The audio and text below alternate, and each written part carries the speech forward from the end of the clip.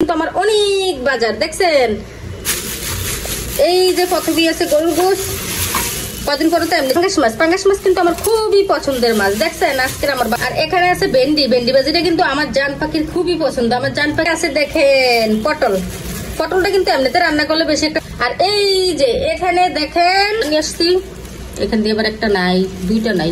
যদি হাতে বাটা মশলা দেন তাহলে তো আপনার তরকারি হয়ে যাবে সুপার ডুপার।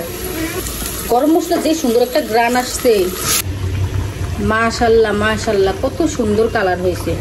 পাঙ্গাস মাছের তরকারি ওই যে সিসিঙ্গা দিয়ে রান্না করছিলাম, মাছের মাথা দিয়ে রান্না করা হয়েছে।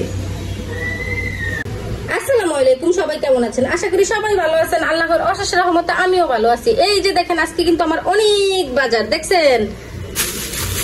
এই যে প্রথমে আছে গরুর গোশ, কদিন পরে তো এমনিতেই গরুর গোশ খাওয়া পারবো, কারণ কুরবানি ঈদ আশা করছে। কুরবানি ঈদে কিন্তু এমনিতেই গরুর গোশ তো থাকে, এখন অনেক খাইতে ইচ্ছা করছে, সেজন্য গরুর গোশ নিয়ে আসলাম। এই যে গরুর গোশ। আর এখানে আছে পাঙ্গাস মাছ কিন্তু আমার খুবই পছন্দের মাছ দেখছেন আজকের আমার বাজার। আর এখানে চিচিঙ্গা আছে 3টা, আর আছে করলা, একটা করলা আনছি, কারণ তিতো কিন্তু বেশি খেতে ভালো লাগে না, আমার কাছে পছন্দ না এতটা। অনেকের পছন্দ কিন্তু আমার এতটা পছন্দ না, সেজন্য একটা করলা আনছি। আর এখানে আছে ভেন্ডি ভাজিটা কিন্তু আমার জান পাখির খুবই পছন্দ। আমার জান পাখি হচ্ছে আমার মেয়ে, আমার মেয়ের খুবই পছন্দ ভেন্ডি ভাজি, সেজন্য ভেন্ডি নিয়ে এসছি। আর এখানে আছে দেখেন পটলটা কিন্তু এমনিতে রান্না করলে বেশি একটা ভালো লাগে না, ফানসা লাগে। পটলটা কিন্তু তেলে ভাজা রান্না করলে খুবই ভালো লাগে, ঠিক না? কিন্তু হচ্ছে যে এমনিতে রান্না করলে কিন্তু বেশি একটা ভালো লাগে না, ভাজা রান্না করলে অনেক ভালো লাগে। মাছের সাথে হোক বা এমনিতে হোক, ভাজা রান্না করলে ভালো লাগে। আর এই যে এখানে দেখেন কর্মির শাক, 2 মুঠো কর্মির শাক নিয়ে আসছি, কর্মির শাকটা ভাজি করবো। আর এই যে এখানে আছে রসুন আর আদা, এগুলো আমি ব্লেন্ডার করব কিছু, আর কিছু এমনিতে রাখবো। এমনিতে রাখলে মানে মাঝে মধ্যে লাগে, আর কিছু বেশিরভাগটা ব্লেন্ডার করব। আর এই যে আছে কলা, ওই যে ওখানে দেখেন পাঙ্গাস মাছের রক্ত পড়ছিল। এই যে কলা নিয়ে আসছি, এখান দিয়ে আবার একটা নাই, দুইটা নাই। কলা 20 টাকার কলা ভালোই দিছে না, আর কি দিব কোন, কতগুলো দিছে। আর এই যে পেঁয়াজ নিয়ে আসছি 1 কেজি, আর কলা নিয়ে আসছি, রসুন আদা। আজকে কিন্তু মোটামুটি ভালোই বাজার করা হয়েছে। আজকে আমি গেছিলাম বাজার আনতে, কি কষ্ট হয়েছে, ওজন হয়ে গেছিল বেশি। পরে নিচের থেকে আমার বাইরে বলছি যে একটু উঠিয়ে দাও, পরে নিচ থেকে দোতলায় উঠিয়ে দিছে আমার ভাই। ও অবশ্য বাজার আমার সাথে গেল না, ও গেলে ওই ব্যাগটা আনতো, ও বাসা ছিল তো, পরে আসার পরে আর কি নিচ থেকে উঠিয়ে দিছে উপরে। তো দেখতে থাকুন কি কি রান্না করি, কি কি করি। রান্নার জন্য আমি সবকিছু রেডি করে নিছি। এই যে এখানে পেঁয়াজ কুচি করে নিছি, আর এই যে রসুন কুচি, এই রসুন কুচিটা দিব কিন্তু আমি শাকে। এই যে এখানে মশলা বাইটা নিছি। আমি কিন্তু গরুর মাংসতে বেশিরভাগই হয়েছে যে হাতে বাটা মশলাটা দেই, কারণ তাইলে কিন্তু গ্রানটাও সুন্দর হয়, আর খাইতেও কিন্তু অনেক মজা হয়। ফ্রিজে অবশ্য আছে আদা রসুন ব্লেন্ডার করা, কিন্তু মানে ওই আগের ওইটা দিলে না বেশি একটা ভালো হয় না তরকারিটা। আর হাতে বাইটা আপনি হাঞ্জো মশলা দিবেন, তাহলে দেখবেন অনেক মজা লাগে, তরকারিটার গ্রান অনেক সুন্দর হয়। এই যে গরুর মাংসটা এখানে, এটা আমি কিছুক্ষণের জন্য ফ্রিজে রাখছিলাম, কারণ আমার একটু রান্না করতে অনেকটা সময় একটু দেরি হয়েছে, সেজন্য একটু ফ্রিজে রাখছি, যে অনেক গরম ফল তো যদি নষ্ট হয়ে যায় সেজন্য। এখন রান্নাটা শুরু করবো, তো নামিয়ে নিয়ে আসলাম। এই যে গরুর মাংস, আর এই যে পাঙ্গাস মাছের মাথা, এই মাথা আমি শাক দিয়ে রান্না করব। আর ওই যে এই ফিশ রান্না করব এই যে সিসিঙ্গা দিয়া। আর এগুলো কিন্তু মাংসের সাথে দেওয়ার জন্য আমি 3টা আলু কেটে নিয়েছিলাম মাংসের সাথে দেওয়ার জন্য। এই যে এখানে শাক আছে, এই শাকটার সাথে আমি মাথাটা দেব। আর এই গরম মশলা কিন্তু আমি আস্তাই দেই, কারণ এগুলো বাটতে কিন্তু আরো কষ্ট বেশি। এই আদা রসুন বাটতে আর জিরা বাটতে পরিশ্রমের ঘাম আছে না, পরিশ্রমের ঘাম আমার জোড়া পড়ছে, টেপ টেপ করে ঘাম পড়ছে। আর ছিল না কারেন্ট। এইখানে দেখেন চুলাতে পানি, আমরা কিন্তু সবসময় পানি ফুটিয়ে খাই, পানি ফুটাইছিলাম। এখন আমি কলসটা নামাবো, নামিয়ে পরে রান্না বাড়া শুরু করে দিব। আমি কিন্তু গরুর মাংস বসানোর জন্য এই যে পেঁয়াজ আমি তেলে ভাজতেছি, আর গরম মশলাটা কিন্তু আমি পেঁয়াজের সাথে দিয়ে দিই। পেঁয়াজের সাথে দিয়ে তেলে সুন্দর করে ভাজা নেই, তাইলে সুন্দর একটা গ্রান আসে কিন্তু। আর আপনি যদি হাতে বাটা মশলা দেন তাহলে তো আপনার তরকারি হয়ে যাবে সুপার ডুপার।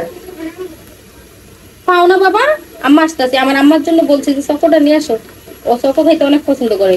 আমি দিতে চাই না, কিন্তু মানে 1-2টা দিয়ে খুলে আর কি। ওর বলছে যে নিয়ে আসো, ও যায় খুঁজে পায় না। জি আম্মা, হ হ বাবা, তো মানে এখন আম দিব, আমের জুস বানাই দিব।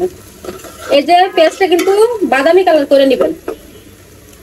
আর সবসময় গরুর মাংস রান্না করলে কিন্তু হাতে বাটা মশলাটা হামজো দেওয়ার চেষ্টা করবেন। ফ্রিজে ব্লান্ডার করা থাকলেও ওইটা দিবেন না, হামজো বাটা দিবেন, দেখবেন খাইতে কিন্তু খুবই মজার হবে। এই যে দেখেন মশলাটা কিন্তু আমার ভাজা হয়ে গেছে গা। এখন আমি দিয়ে দিব আদা রসুন বাটা আর হচ্ছে জিরা বাটা। গরম মশলা যে সুন্দর একটা গ্রান আসছে, ওই যে এলাইচের তেলের সাথে ভাজছে না, অনেক সুন্দর একটা গ্রান আসছে। এখন কিন্তু আমি মশলাটা 5 মিনিটের মতো তেলে সুন্দর করে ভাজা দিব। ভাজা তারপরে হলুদ মরিচ লবণ এগুলো দিব। মশলাটা কিন্তু আমি তেলে ভাজা হয়ে গেছে যে আমার। এই যে দেখেন মশলাটা কিন্তু একবারে নিচ দিয়ে লেগে লেগে যাইতেছে। আমি কিন্তু মশলাটা 5 মিনিটের মতো তেলে সুন্দর করে ভাজা দিচ্ছি। তাইলে কিন্তু দেখবেন আপনার মশলা সুন্দর একটা গ্রান আসবে। একটা মশলা কিন্তু কাঁচা কাঁচা গ্রান থাকে। আপনি যদি মশলাটা ভালোভাবে না কষান, ভালোভাবে না ভাজেন, তাহলে কিন্তু আপনার তরকারিটা একটা কাঁচা কাঁচা তেমন মশলার একটা গন্ধ আসবে। আর ভালোভাবে ভাজা নিলে সুন্দর একটা গ্রান আসবে, তরকারিটা কিন্তু খুবই মজাদার হবে। এই যে এখন আমি একটু সামান্য পানি দিয়ে দিলাম। এখন আমি দিব হলুদের গুঁড়া, লবণ, আর মরিচের গুঁড়োটা কিন্তু আমি পরে দেব। এই যে এখন দিয়ে দিব আমি লবণ পরিমাণ মতো, যে যেরকম লবণ খান ওইরকমই লবণ দিবেন। তরকারিতে কেউ কম খায়, কেউ বেশি খায়। আমরা আসলে একটু বেশি দেই, কারণ ভাতের সাথে তো লবণ না নিতে হয়, সেই জন্য কাঁচা লবণটা কিন্তু আমরা খুব কমই খাই। তরকারির যে লবণ, ওই লবণটা দিয়ে কিন্তু খাওয়া মানে ভাতের সাথে হয়ে যায়, এক্সট্রা লবণ নেওয়া লাগে না।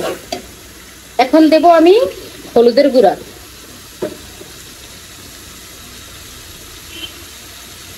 মরিচের গুঁড়োটা কিন্তু আমি পরে দেবো, কারণ হচ্ছে যে মরিচের গুঁড়োটা পরে দিলে মাংসের কালারটা কিন্তু খুব সুন্দর থাকবে।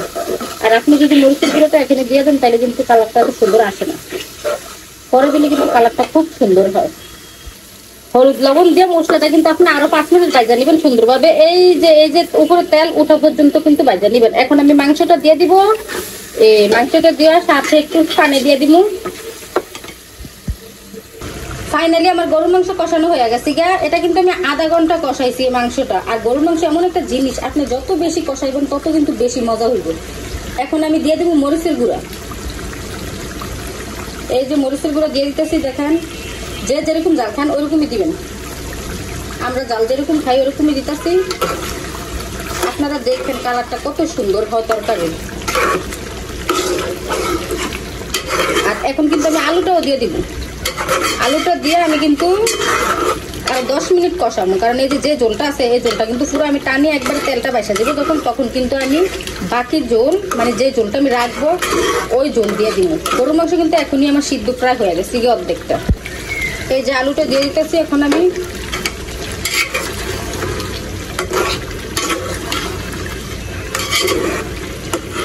এখনই কালারটা কত সুন্দর দেখা যাচ্ছে, দেখছেন। যখন তেলটা বাইসা যাব তখন আমি বাকি ঝোল দিব। এখন আমি ঢাকনা দিয়ে ঢেকে দিব। আবার এখন কিন্তু দিয়ে দিব আমি ঝোল। আলু দিয়ে কিন্তু 10 মিনিটের মতো কষানো হয়েছে আমার এই যে তরকারিটা। এই দেখেন কি সুন্দর তেলটা বাইসা উঠছে উপরে, দেখছেন।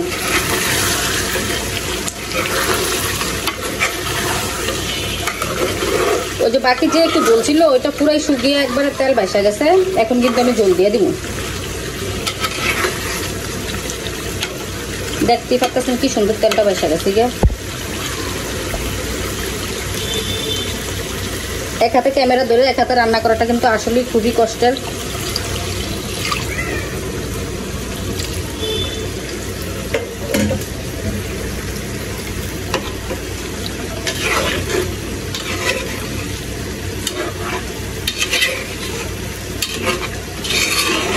এখন আমি ঢাকনা দিয়ে ঢেকে দিব।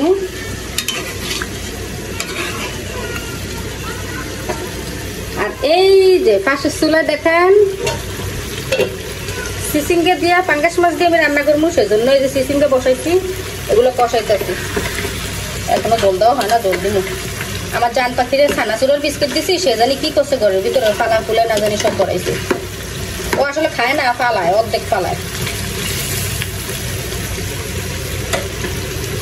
ঢাকনা দিয়ে যে রেখে দিছি আমি গরুর মাংসটা। এখন হোক, যেটা ভাবছি মনে মনে যে ওই খাবে না ওই পালাবে, দেখছেন পুরা বিষ না ফালে সব করাইছে।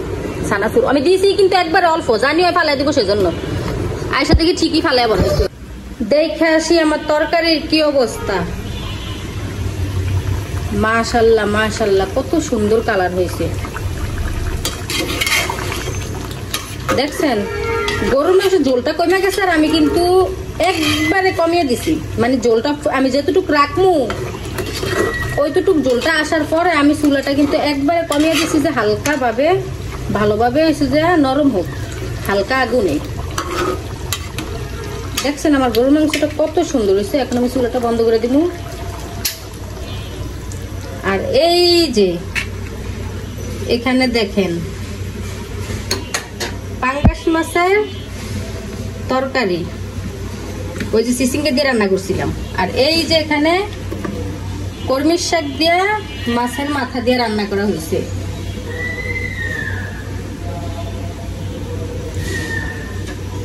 আর আমার গরুর মাংসটা তো দেখছিনি। এই যে সবাই ভালো থাকবেন, সুস্থ থাকবেন, আল্লাহ হাফেজ।